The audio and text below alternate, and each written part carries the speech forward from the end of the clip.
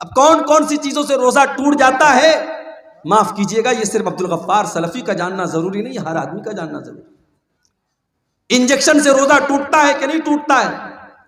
طاقت کا انجیکشن لگانے سے روزہ ٹوٹتا ہے کہ نہیں ٹوٹتا ہے؟ کان میں دوا ڈالنے سے روزہ ٹوٹتا ہے کہ نہیں ٹوٹتا ہے؟ آنکھ میں ڈراپ ڈالنے سے روزہ ٹوٹتا ہے کہ نہیں ٹوٹتا ہے؟ پانی چڑھانے سے روزہ ٹوٹتا ہے کہ نہیں ٹوٹتا ہے؟ بلڈ دینے سے روزہ یہ مسائل ہیں میرے بھائی جن کا تعلق روزے سے ہے، آپ کو جاننا چاہیے، آپ کو اپنے علماء سے پوچھنا چاہیے۔ اللہ کے نبی نے فرمایا طلب العلم فریضۃ علی کل مسلم، علم کا حاصل کرنا ہر مسلمان کے اوپر فرض ہے۔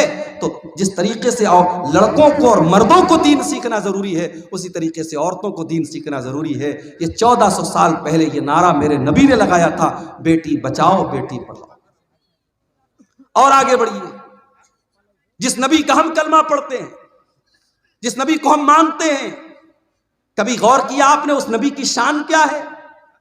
ابھی ایک بہت بڑے ہندوستان کے مولانا کا بیان میں سن رہا تھا، جمعیت علماء ہند کے وہ سیکریٹری ہیں، صدر ہیں، بڑے بزرگ عالم ہیں، بڑی عزت کرتا ہوں میں ان کی، مولانا ارشد مدنی صاحب، بوڑھے ہیں، بزرگ ہیں، ہندوستان میں مسلمانوں کے ایک نمائندہ عالم مانے جاتے ہیں۔ ان کا ایک بیان میں سن رہا تھا، اپنے طلبہ کو نصیحت کر رہے تھے کہ علماء دیوبند نے جو کہہ دیا ہے اس کو پتھر کی لکیر سمجھ کے اس کو پکڑ لو، کہیں اور مت جانا۔ کیا یہ تعصب نہیں ہے میرے بھائی؟ کیا یہ تعصب نہیں ہے کہ آپ نے اپنے علماء دیوبند کو اور اپنے علماء کو معصوم کا درجہ دے دیا کہ جو انہوں نے کہہ دیا وہ پتھر کی لکیر ہے؟ اہل حدیث اگر خلاف ہے تو اسی کے خلاف ہے میرے بھائی۔ اہل حدیث کا یہی دعویٰ ہے کہ اگر دنیا میں کوئی ایسی ہستی ہے جو معصوم ہے تو وہ ہستی ہے جناب محمد رسول اللہ صلی اللہ علیہ وسلم۔ اور مولانا الطاف حسین حالی نے 100 سال پہلے نقشہ کھینچا تھا اور کہا تھا نبی کو جو چاہیں خدا کر دکھائیں، اماموں کا رتبہ نبی سے بڑھائیں، مزاروں پہ جا جا کے نظریں چڑھائیں، شہیدوں سے جا جا کے مانگے دعائیں، نہ توحید میں کچھ فرق اس سے آئے، نہ اسلام بگڑے نہ ایمان جائے۔ بالکل صحیح کہا تھا مولانا الطاف حسین۔ ہماری قوم آج نبی کا مقام، نبی سے بڑھ کے اماموں کا مقام بتا رہی ہے۔ اپنے علماء دیوبند کو کہا جا رہا ہے ان کی ہر بات پتھر کی لکیر ہے۔ ارے علماء کی بات چھوڑ دو، اماموں کی بات چھوڑ دو، ارے میرے نبی کی شان تو یہ ہے کہ میرے نبی کے رہتے ہوئے اگر کوئی دوسرا نبی آ جائے تو اس کی بھی نہیں چلے گی۔ آئیے میں دلیل آپ کو دے دیتا ہوں۔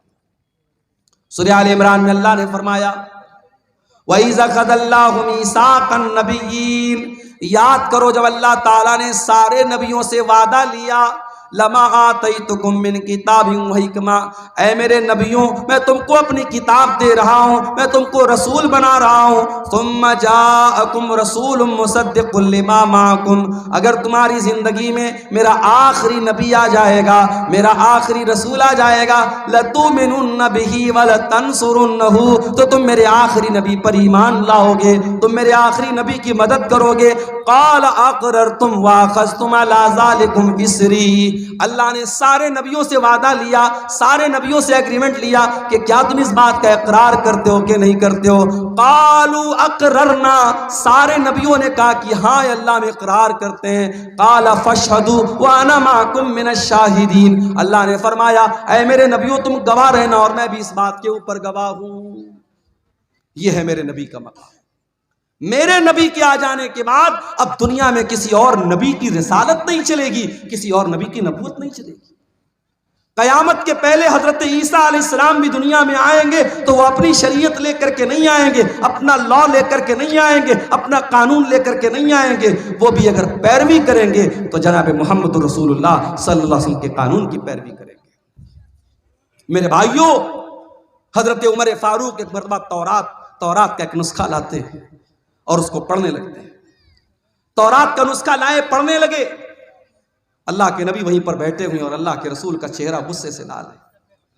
حضرت عمر کی نظریں تو کتاب کی طرف ہے، تورات کی طرف ہے، وہ نظر اٹھا کر کے اللہ کے رسول کا چہرہ نہیں دیکھ رہے ہیں۔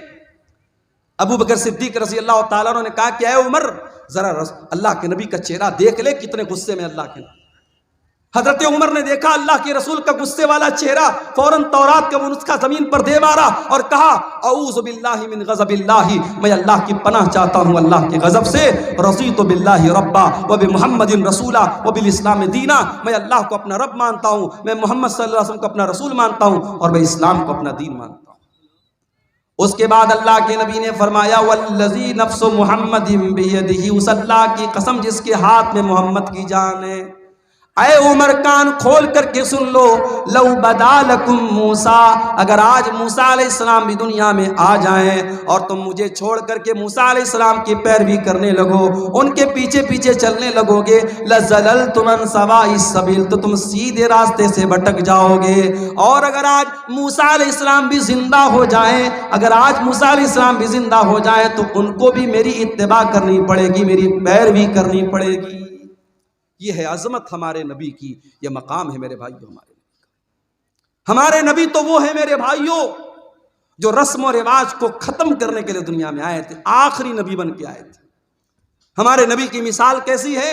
اللہ کے نبی ایک حدیث میں مثال بیان کرتے ہیں، ایک انسان نے بڑا خوبصورت مکان بنایا، بڑا بہترین مکان بنایا، بس ایک اینٹ کی جگہ چھوڑ دی۔ اب لوگ آتے ہیں مکان کا چکر لگاتے ہیں، کہتے ہیں یار مکان تو بہت اچھا ہے، بس ایک اینٹ کی کمی ہے۔ اللہ کے نبی فرماتے ہیں کہ وہ ایک اینٹ میں ہوں، میں نبوت کی آخری اینٹ ہوں، میں خاتم النبیین ہوں، میں آخری نبی ہوں، میرے بعد اب کوئی اور نبی آنے والا نہیں۔ اللہ کے نبی خاتم النبیین ہیں، اب آپ کے بعد دنیا میں کوئی نبی آئے گا نہیں۔ اور اسی لیے آپ دیکھیے کہ اللہ کے رسول کی زندگی میں ایک بہت خطرناک رسم و رواج تھی، کسی نے اگر کسی بچے کو پال لیا تو وہ اس کا سگا باپ مانا جاتا تھا۔ ابھی میرے پاس ایک صاحب کا کال آیا کہ میں نے بیٹے کو پالا ہے، مجھے اولاد نہیں ہو رہی تھی، بچے کو پالا ہے، تو یہ تو پتا ہے کہ بچے کے باپ کی جگہ جب نکاح پڑھا جائے گا تو میرا نام نہیں بلکہ اس کے بچے کے باپ کا نام لیا جائے گا، لیکن میں یہ پوچھنا چاہ رہا تھا کہ آدھار کارڈ بنوانا ہے، پین کارڈ بنوانا ہے، کیا اس پر میں اپنا نام دے سکتا ہوں؟ میں نے کہا بھائی یہ دیکھ لو، آپ اگر ٹیکنیکل مجبوری ہے آدھار میں اگر آپ اپنا نام ہی دے سکتے ہیں، بچے کے اوریجنل باپ کا نام نہیں دے سکتے، مجبوری ہے تو الگ بات ہے، شریعت تو یہی کہتی ہے کہ آپ کو اوریجنل باپ کا نام دینا پڑے گا۔ بچے کو پال لینے سے آپ بچے کے باپ نہیں بن جاتے، شریعت کا قاعدہ تو یہی ہے۔ اسی لیے مسلمانوں کے ہاں بچوں کو گود لینا بہت مشکل ٹف معاملہ ہے، اس لیے کہ اسلام بچے کو گود لینے پر اس کے اوریجنل باپ کا ہی نام اس کے نام کے ساتھ لگایا جائے گا، پالنے والے کا نام نہیں چلے گا۔ اسلام نے بڑی سختی کے ساتھ اس بات کا حکم دیا ہے۔ اللہ کے نبی نے حضرت زید کو بیٹے کی طرح پالا تھا، اور اتنی محبت سے پالا تھا کہ لوگ زید ابن حارثہ کو زید بن محمد کہنے لگے، اللہ کے رسول کا بیٹا کہنے لگے۔ اور حضرت زید کی شادی جب حضرت زینب کے ساتھ ہوئی اور میاں بیوی میں جب اچھی طریقے سے نباہ نہیں ہو پایا اور حضرت زید نے اپنی بیوی کو طلاق دے دیا، اللہ نے حکم دے دیا اے محمد صلی اللہ علیہ وسلم آپ حضرت زینب کی عدت پوری ہو جانے کے بعد ان سے نکاح کر لے۔ غور کرو میرے بھائیو، اس زمانے کے رواج کے حساب سے حضرت زینب اللہ کے نبی کی بہو لگتی تھی، حضرت زید کی بیوی تھی، آپ کی بہو لگتی تھی اس زمانے کے رواج کے حساب سے۔ اور اللہ تعالیٰ کی طرف سے یہ حکم دیا گیا کہ آپ زینب سے نکاح کر لیجئے۔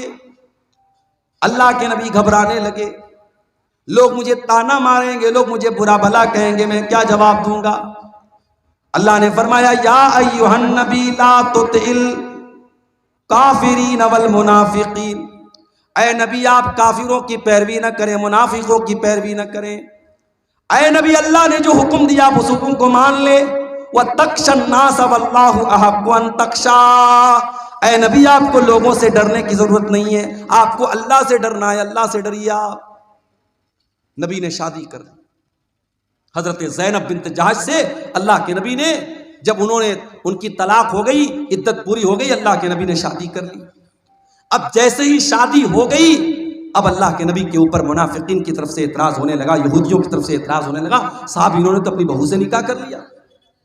اب ذرا غور کرنا میرے بھائیو، جب یہ اعتراض ہونے لگا کہ اللہ کے نبی نے اپنی بہو سے نکاح کر لیا ہے، اللہ تعالیٰ نے قرآن میں اپنے نبی کا ڈیفینس کیا، اور قرآن میں اللہ نے آیت نازل کی ما کان محمد ابا احد من رجالکم او لوگو، محمد صلی اللہ علیہ وسلم تم میں سے کسی مرد کے باپ نہیں ہیں. ان کی اولاد تو جتنے ان کے بیٹے پیدا ہوئے سب بچپن میں انتقال کر گئے. جب ان کا کوئی بیٹا جوان ہی نہیں ہوا تو جب وہ کسی مرد کے باپ نہیں ہے تو پھر ان کی بہو کہاں سے آ گئی؟